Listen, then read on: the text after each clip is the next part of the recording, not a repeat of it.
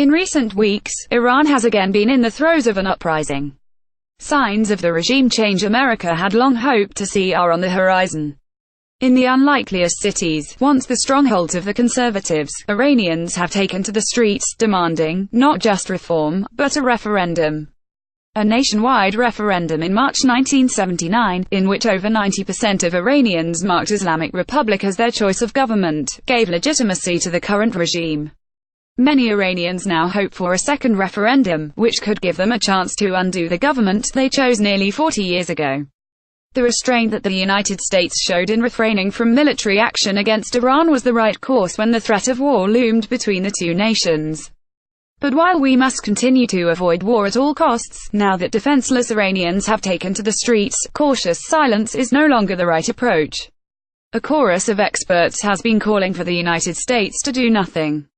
They argue that U.S. support for Iranian protests would weaken the hand of the reformists. These experts are out of step with the protesters, who have been chanting, reformists, hardliners. The game's over. In other words, Washington still has its heart set on a possibility that Iranians have given up on.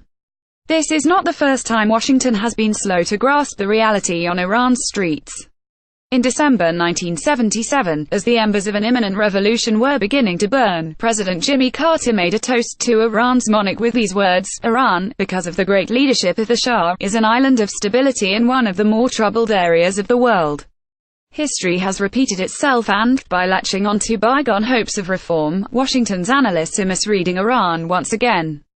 According to Shirin Ebadi, Iran's Nobel laureate, Hassan Rouhani's second term was the last chance Iranians would offer the reformists. Years ago, the people of Iran demanded reforms and believed in the reformists, Ebadi told me in an interview. When former President Mohammad Khatami told Iranians to vote for Hassan Rouhani, they flocked to the polls. But 3 years passed, and the reforms did not happen. This time, with the slogans they chant on the streets, the people are showing that they do not trust the reformists any longer. That's why their demand has now shifted from reforms to referendum. Read more. Iran and the American containment. Those who call for passivity on the part of the United States are also misreading how and why the reform movement was born in the first place. They advocate avoiding pressure on Tehran, assuming that stress of any kind would hamper the cause of democratic change. But if the history of post-revolutionary Iran is any guide, the opposite is in fact true. Twice in recent decades, Iran has chosen reformist presidents, in 1997, when Mohammad Khatami took office, and in 2013, with the election of Hassan Rouhani. These two political facelifts were the result of combined domestic and international pressure. In early 1997, Mohammad Khatami's odds of winning the presidency seemed dismal. He was badly behind in the polls and, compared to his politically seasoned rivals, he was a mere freshman. His campaign floundered until the spring of that year, when his fortunes suddenly changed.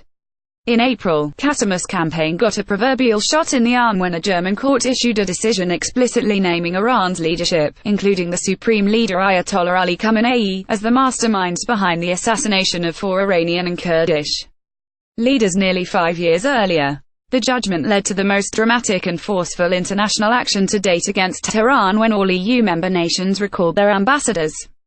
Shunned by the European Union, Tehran had to find a way out of its isolation. Reflecting on the presidential elections of 1997, Khatami's chief political strategist and the founding father of the reform movement, Saeed Hajarian, said that the change in Iran's political makeup, and the sudden embrace of Khatami's candidacy by the clerical elite, were the result of decisions made by the Ministry of Intelligence and Security.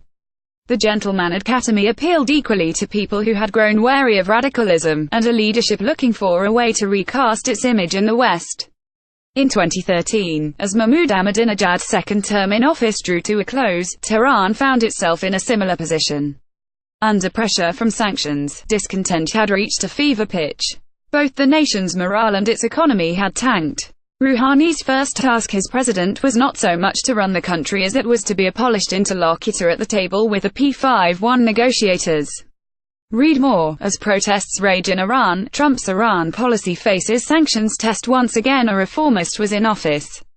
Hopeful Iranians earnestly believed that, having gone to the polls and chosen the right candidate, freedom, economic justice, and civil liberties would follow. Hopeful Americans believed that, to help the cause of reform, the United States had to remain mum. The binary narrative of the moderates versus the hardliners had captured Western imaginations. Iran appeared to many to be a Manichaean universe of good, the moderates at war against evil, the hardliners. Iran's suspenseful political drama had much of the world cheering the reformists, who always seemed to be on the brink of bringing positive change, but never quite achieved it.